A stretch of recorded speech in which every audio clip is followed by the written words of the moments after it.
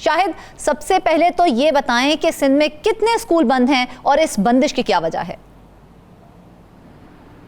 देखिए, अगर इससे पहले थोड़ी सी अगर हम बात करें तो पाकिस्तान में पहले नंबर पर जो बच्चे स्कूलों से बाहर हैं वो बलूचिस्तान के, और दूसरे नंबर पर अगर बच्चे स्कूलों से बाहर हैं जो ज़ेवर तालीम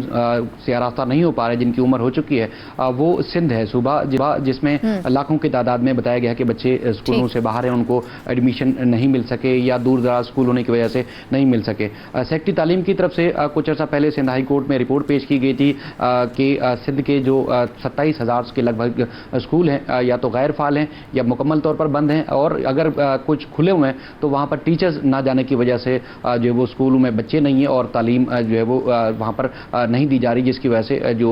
सूबे के बच्चे हैं उनको शदीद मुश्किलात का सामना है। अब चूँकि जजेस जो हैं सिंध हाई कोर्ट में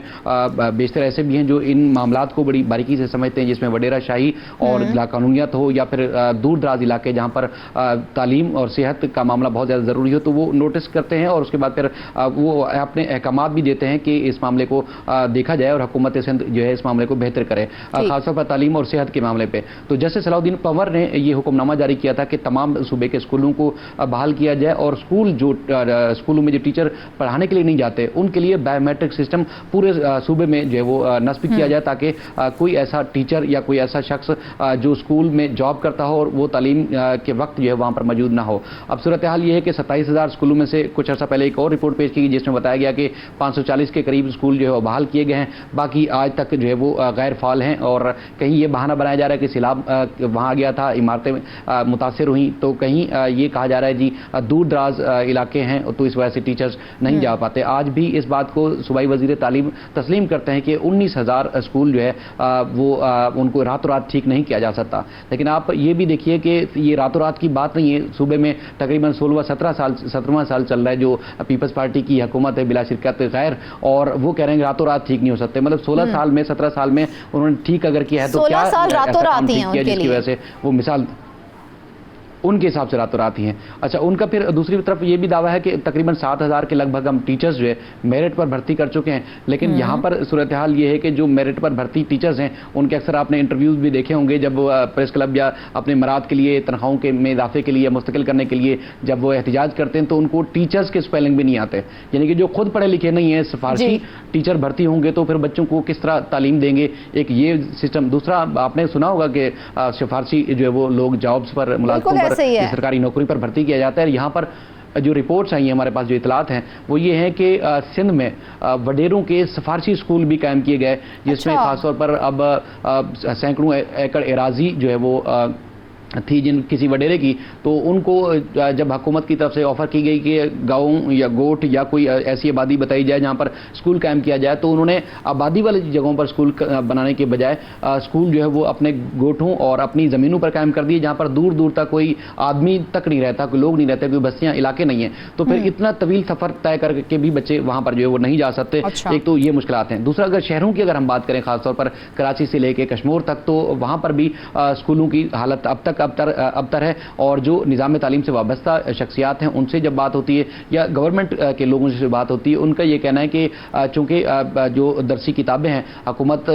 की जिम्मेदारी है जो कानून में मौजूद है कि पहली से लेकर 10वीं तक मुफ्त तालीम देगी, तो ना तो बर वक्त किताबें पहुँच पाती हैं और ना ही बायोमेट्रिक सिस्टम है, और जहाँ पर बायोमेट्रिक सिस्टम के लिए कोशिश की भी गई है तो वहाँ इंटरनेट ही दस्तियाब नहीं है, तो फिर बायोमेट्रिक कैसे चलेगा? लेकिन शायद कोई माकूल वजह तो होनी चाहिए ना, जब ये कहा गया कि स्कूलों को बहाल किया जाए, तो क्या बस यही वजह नजर आई जो कि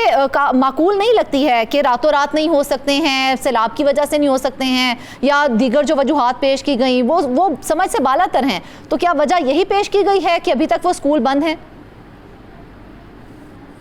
अब बिल्कुल आपने जैसे शुरू में तस्करा भी किया कि 169 स्कूल वो हैं जो पसमानदा इलाके जिनको हुकूमत सिंध तस्लीम करती है कि करार दिए गए हैं वो बंद हैं, वो अदालत में उन्होंने मलबा डाला कि अदालत की वजह से बंद है। हालांकि अदालत ने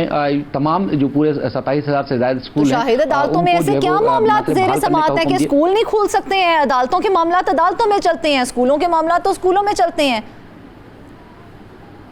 पिछले 5 साल से जो खासतौर पर स्कूलों में तालीम से मुताल्लिक या तालीमी इस्लाहात से मुताल्लिक जो केसेस हैं, उसमें बेशतर जो हुक्मनामे हैं वो जस्टिस सलाउद्दीन भंवर साहब के हुक्मनामे हैं, जिसमें उन्होंने न सिर्फ लाइब्रेरियाँ बल्कि स्कूलों में तालीम बेहतर करने के साथ साथ तरबियत याफ्ता स्टूडेंट टीचर्स को भर्ती किया जाए, बायोमेट्रिक निज़ाम लगाया जाए और उसके बाद तमाम स्कूलों को औताकों से हटाकर उनको जो है वो असल स्कूलों की हालत में बहाल किया जाए। ये उनके अहकामात है। लेकिन यही जो सूरत हाल के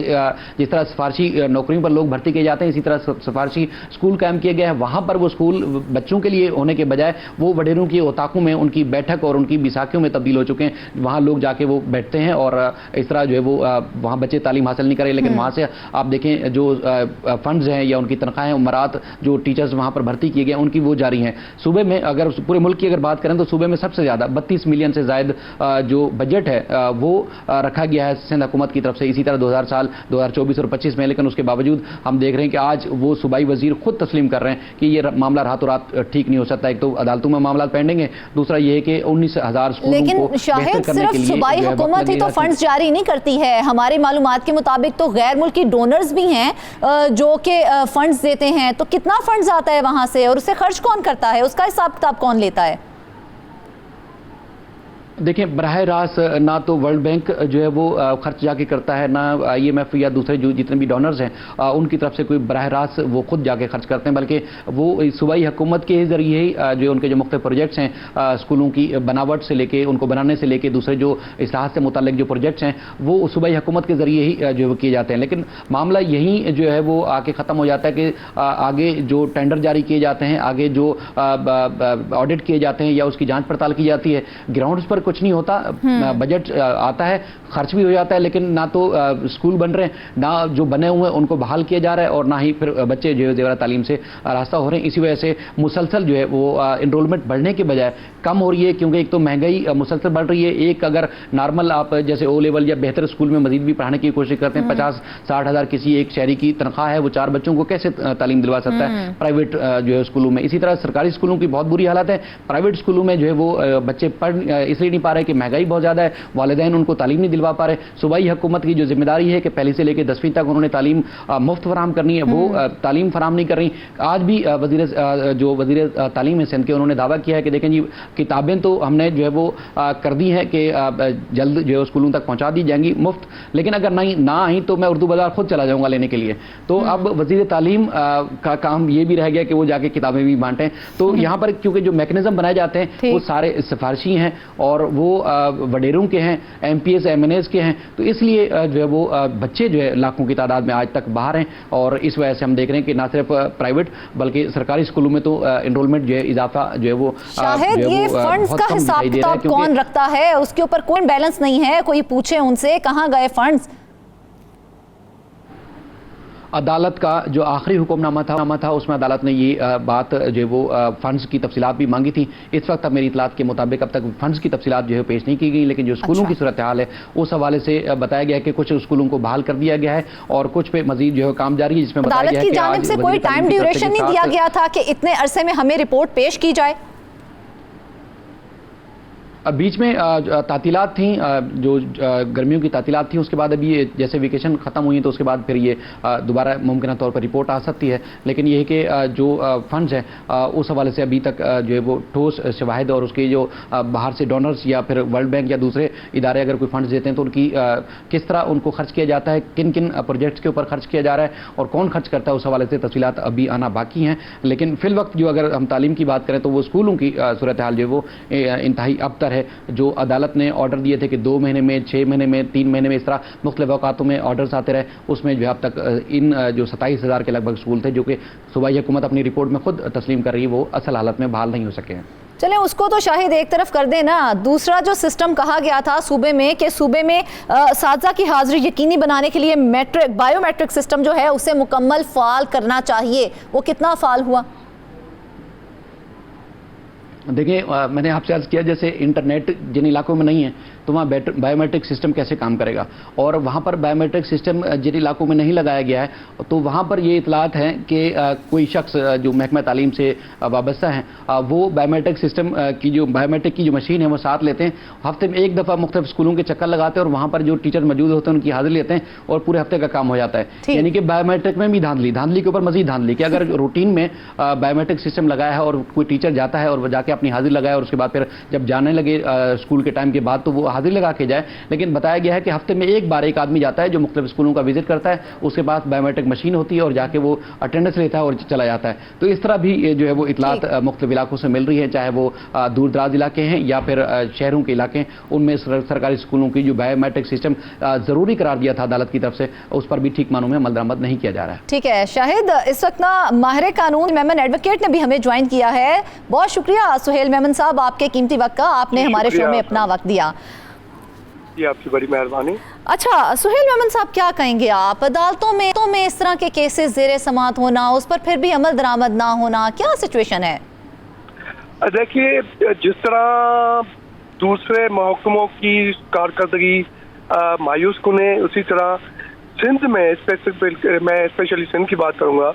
तालीम की जो हालत है वो काफ़ी फिक्रमंदाना है और उस पर हालांकि वर्ल्ड बैंक के फंड्स हैं, IMF के फंड्स हैं, पैसा बहुत है, मुफ्त की किताबें देने का प्रोग्राम है, कहीं पे दूध दे रहे हैं, कहीं पे कुछ स्कॉलरशिप दे रही हैं, फिर भी सरकारी स्कूलों की, खास करके प्राइमरी स्कूलों की जो हालत है वो सिंध में वो बहुत ही तबाहकुन है। पूरा आप उसके डेटा ले लें, लाखों जी हाँ बिल्कुल लाखों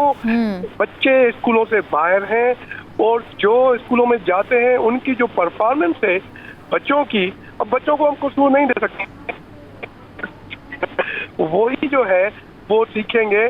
बच्चों की जो परफॉर्मेंस है वो बहुत पुअर है और करीब से करीब भी कोशिश कर रहा है कि वो 4 पैसे 1500 वाले भी किसी प्राइवेट स्कूल में चला। अब सवाल ये पैदा होता है कि मिलियंस ऑफ रुपीज आपको हर साल मिलते हैं फंड्स में, दुनिया देती है, उसके बाद भी तालीम का बेड़ा गर्क क्यों है? उस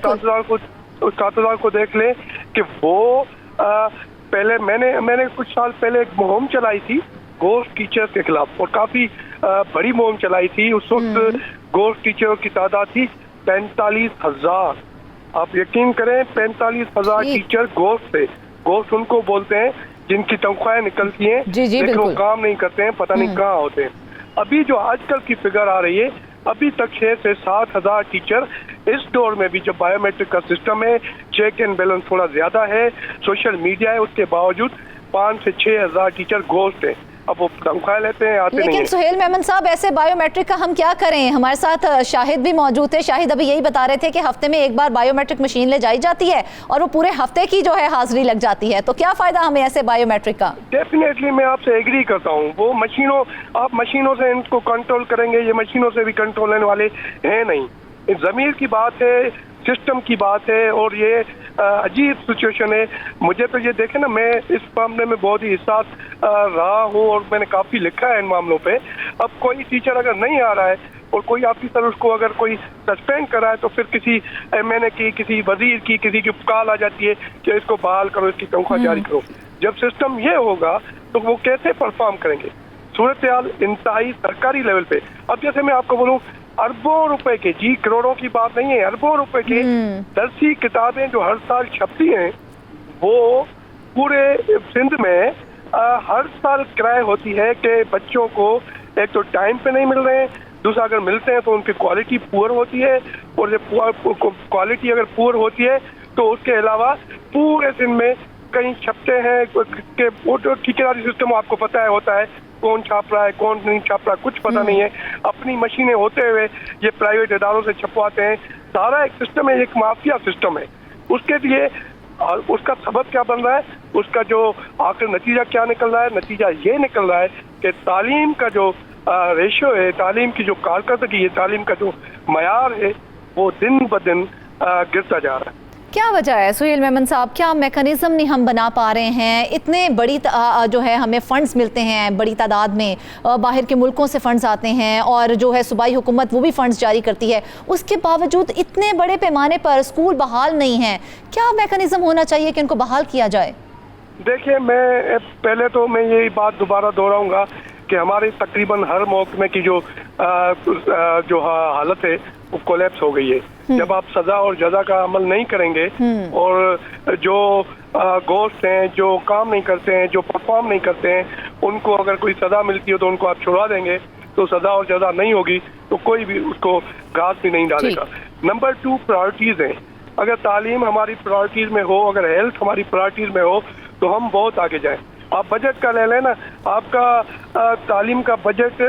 काफी ऐसे महकमों से कम है जिनको देख के हम तो हैरान हो जाते हैं कि इस महकमे में क्या रखा है कि इन्होंने तालीम के बजट को कम रखा है और इस महकमे के बजट को ज्यादा रखा है। तो प्रायोरिटीज हमारी तालीम शायद है ही नहीं। हमने बच्चों को बाउंड नहीं किया, उनके पेरेंट्स को बाउंड नहीं किया कि जो भी बच्चा होगा स्कूल जाएगा, और जो बच्चे गरीब काम करते हैं उन पे हमने बाउंड नहीं किया उनको कि इनकी जो लेबर होगी वो स्कूल टाइम के बाद होगी। ये काफी ये इजी, ये पूरी दुनिया में होता है, इस तरह पूरी दुनिया में हो रहा है। तो हम इसको मतयन यहाँ पे लागू कर सकते हैं कानून। जैसे आपने देखे अदालतों की बात की, अदालतों में काफी इनकी खिंचाई होती है, लेकिन गवर्नमेंट के इदारे हैं, एक आके बोल देता है कि सर हम कर लेंगे, फिर वो 2 महीने बाद केस आता है, फिर आके रिपोर्ट देता है सर हमने किया, दूसरे डिपार्टमेंट ने नहीं किया। अदालतों का सिस्टम थोड़ा लंबा है, लेकिन थोड़ा बहुत वहाँ से परफॉर्मेंस हो जाती है बहरहाल। ठीक है, तो बिल्कुल सही है।